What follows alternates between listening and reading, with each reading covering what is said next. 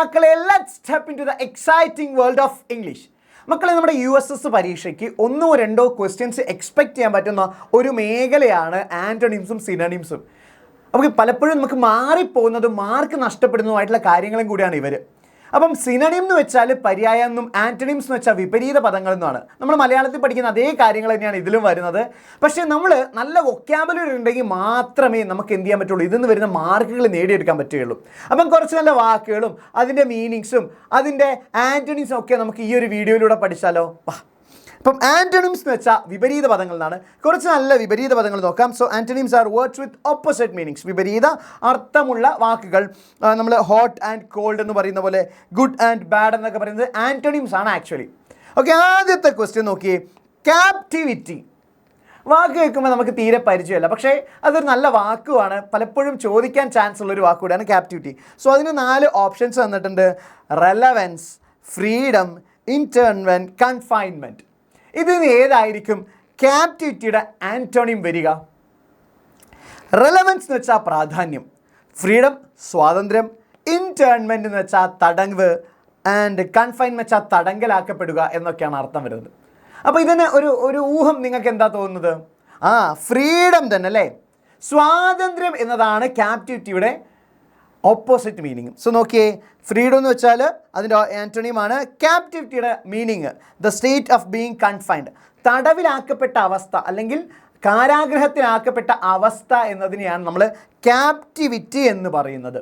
അപ്പോൾ അതിൻ്റെ കൃത്യമായ വിപരീത പദം സ്വാതന്ത്ര്യം, തടങ്കിൽ നിന്നുള്ള മോചനം. ഓക്കെ, അടുത്ത വാക്ക് ഡെസ്പെയർ എന്നാണ്. ഡെസ്പെയർ നോക്കിയേ, സാഡ്നെസ്, സോറോ, ഹോപ്പ്, മിസ്റ്ററി. ഏതായിരിക്കും? സാഡ്നെസ് ദുഃഖം, സോറോ വിലാപം, ഹോപ്പ് പ്രതീക്ഷ, മിസ്റ്ററി നിഗൂഢത. യെസ്, ഹോപ്പ് തന്നെയാണല്ലേ വരിക. ഇതൊക്കെ നമ്മൾ പലപ്പോഴും പറയാറുന്ന ഒരു വാക്കാണ് ഡെസ്പ് എന്ന് അല്ലേ? ഡെസ്പാവുന്നുണ്ട്, അവൻ ഡെസ്പായി, ഇവള് ഡെസ്പായി എന്നൊക്കെ. അപ്പോൾ ഇതിൽ പ്രതീക്ഷ നൽകുന്നത് ഹോപ്പാണ്. സോ അതിൻ്റെ മീനിങ് എന്താണ്? ഡെസ്പെയർ എന്ന് വെച്ചാൽ അട്ടർ ലോസ് ഓഫ് ഹോപ്പാണ്. അതിൻ്റെ കൃത്യമായ opposite meaning is hope. Okay, ഒരു പ്രതീക്ഷ നശിച്ച പൂർണ്ണമായിട്ടും ഇല്ലാത്തൊരവസ്ഥയെ നമ്മൾ ഡെസ്പെയർ എന്ന് പറയാറുണ്ട്. ഓക്കെ, അടുത്തത് സ്കാറ്റർ. എളുപ്പമല്ലേ സ്കാറ്റർ? നമ്മൾ സയൻസിലൊക്കെ പഠിക്കുന്ന ഒരു കാര്യമാണ് സ്കാറ്റർ എന്ന് പറയുന്നത്. അതിൻ്റെ അർത്ഥം നിങ്ങൾക്ക് അറിയെങ്കിൽ അതിൻ്റെ കൃത്യമായിട്ടുള്ള ഓപ്പോസിറ്റ് മീനിങ് എന്തായിരിക്കും? Soft, collect, benefit, regret. Yes, it is collect. Scatter എന്ന് പറഞ്ഞാൽ എന്താ? ചിതറിത്തെറിക്കുക എന്നല്ലേ? അതായത് നമ്മളെ വെളിച്ചമൊക്കെ ചിതറിത്തെറിച്ചു എന്ന് നമ്മൾ പറയുന്നത് സ്കാറ്റർ എന്ന് പറയാറുണ്ട്. ഇവിടെ നോക്കിയേ, സോഫ്റ്റ് എന്ന് വെച്ചാൽ മൃദുവായ എന്നർത്ഥം, കലക്റ്റ് എന്ന് വെച്ചാൽ ശേഖരിച്ചു വെച്ചത്, ബെനഫിറ്റ് എന്ന് വെച്ചാൽ ഗുണം, റിഗ്രറ്റ് എന്ന് വെച്ചാൽ പശ്ചാത്താപം എന്നാണ്.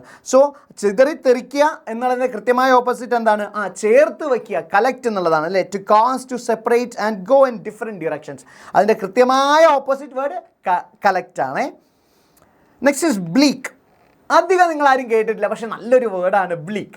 നോക്കിയേ, ഡിപ്രസിങ്, മോഷൻലെസ്, ബ്രേവ്, cheerful. ഏതായിരിക്കും? ഡിപ്രസിങ് എന്ന് വെച്ചാൽ എന്താ? സങ്കടപ്പെടുത്തുന്ന അല്ലെങ്കിൽ നമ്മളെ മനോവിഷമത്തിൽ എത്തിക്കുന്ന. മോഷൻലെസ് ചലനമില്ലാത്തത്. ബ്രേവ് എന്ന് വെച്ചാൽ തൻ്റെ ഇടം. cheerful എന്ന് വെച്ചാൽ വളരെ ഉത്സാഹമുള്ളത്, ഹാപ്പി ആയിട്ടുള്ളത് എന്നാണ്. സോ ഏതെങ്കിലുമൊക്കെ ഒരു കാര്യം വെച്ച് നോക്കുമ്പോൾ ബ്ലീക്കിന് ആൻറ്റണിം ഏതായിരിക്കും വരിക?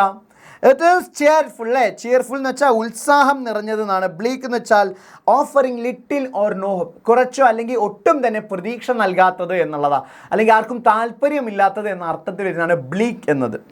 ഓക്കെ, ഇപ്പോൾ ഏകാന്തതയുടെ ഒക്കെ ഒരു ചിത്രം ഇവിടെ കാണാൻ സാധിക്കുന്നുണ്ടല്ലോ. ഓക്കെ, അങ്ങനെ ആയിരുന്നുണ്ടെങ്കിൽ വിജിലൻറ്റ്.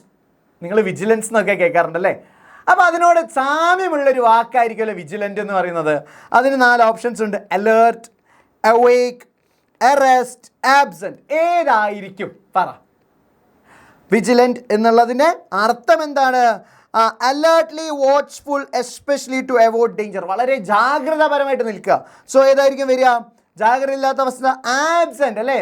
അശ്രദ്ധം അല്ലെങ്കിൽ ഇല്ലാത്തത് എന്ന അർത്ഥമാണ് വരുന്നത്. ആബ്സെൻ്റ് ആണ് അതിൻ്റെ ആൻറ്റണിം. വിജിലൻ്റ് എന്ന് പറഞ്ഞാൽ നമ്മൾ ജാഗ്രതയോട് കൂടി ഇരിക്കുക, ശ്രദ്ധിച്ചിരിക്കുക എന്നുള്ളതാണ്. അലേർട്ട് എന്ന് പറഞ്ഞാൽ കൃത്യമായിട്ട് നമ്മൾ എന്ത് ചെയ്യണം? അതിനോട് സസൂക്ഷ്മം നോക്കിയിരിക്കുക. അവേക്ക് ഉണർന്നിരിക്കുക. അറസ്റ്റ് തടവിലാക്കപ്പെടുക. ആബ്സെൻറ്റ് ഫ്രീ ആയിട്ടുള്ളൊരു അവസ്ഥ. അങ്ങനെയാണെങ്കിൽ അടുത്ത വാക്ക് നമുക്ക് പഠിച്ചാലോ? പ്രോഗ്രസ്. 4 ഓപ്ഷൻസ് ഉണ്ട്: പ്രോസസ്, റിഗ്രസ്, ആക്സസ്, ചാൻസസ്. ഏതായിരിക്കും? പ്രോഗ്രസ് എന്ന് വെച്ചാൽ വികസനം, മുന്നേറ്റം എന്നൊക്കെയാണ് അർത്ഥം വരുന്നത്. മുന്നോട്ട് പോവുക, പ്രയാണം എന്നൊക്കെയുള്ള അർത്ഥം. യെസ്, അതിൻ്റെ ഉത്തരം റിഗ്രസ് ആണ്. കൃത്യമായിട്ടുള്ള ഓപ്പോസിറ്റ് മീനിങ്ങിനെയാണത്. പ്രോസസ് എന്ന് വെച്ചാൽ പ്രവർത്തിപ്പിക്കുക എന്നർത്ഥം. ആക്സസ് എന്ന് വെച്ചാൽ പ്രവേശനം ലഭിക്കുക. ചാൻസസ് എന്ന് വെച്ചാൽ അവസരങ്ങൾ എന്നാണ്. സോ എന്താണ് വരുന്നത്? റിഗ്രസ് ആണ്. പ്രോഗ്രസ് എന്ന് വെച്ചാൽ forward movement in time or place.